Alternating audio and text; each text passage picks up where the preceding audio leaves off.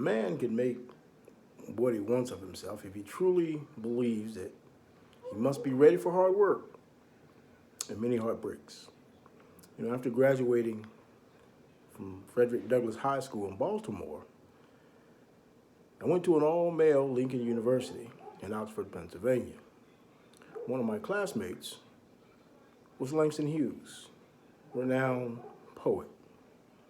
He was one of the greatest people I had ever known. He knew everything there was to be known. He had been around the world twice by the time he was 21. He loved poetry. Not me. I loved detective stories. And after graduating, I decided I wanted to go to law school. I couldn't attend the University of Maryland Law School because of its segregation policies. So I went to Howard University Law School in 1930. And after law school, I moved to New York and started to do some work with the NAACP. And at one time, my office was right next to W.E.B. Du Bois. Now, he was a very interesting man. That man had books everywhere in his office. I learned a lot from him. He basically sold his services for the same rate no matter what he did. That man made money.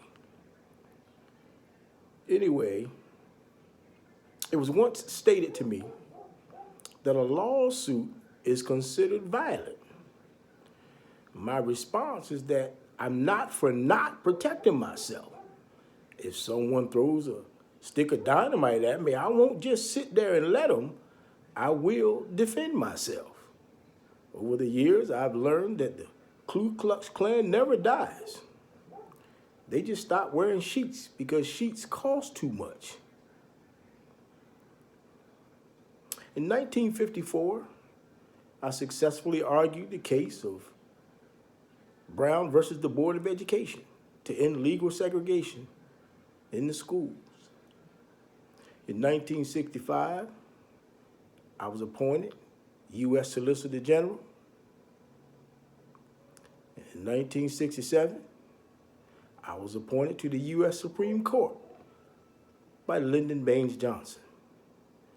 I won 14 of 19 cases I argued for the government between 1965 and 1967. And in 1991, I retired from the Supreme Court.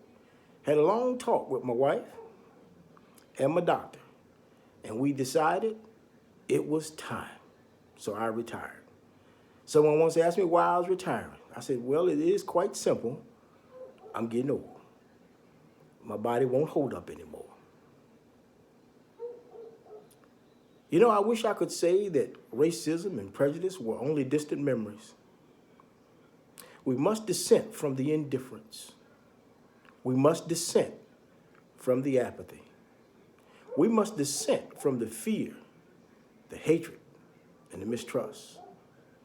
We must dissent because America can do better, because America has no choice but to do better. I've learned a lot from my father, who was a Pullman porter and a school teacher. I think that's where my interest in education started, when I was a little boy in Baltimore. I've learned a lot. I've experienced a lot. I had good mentors along the way.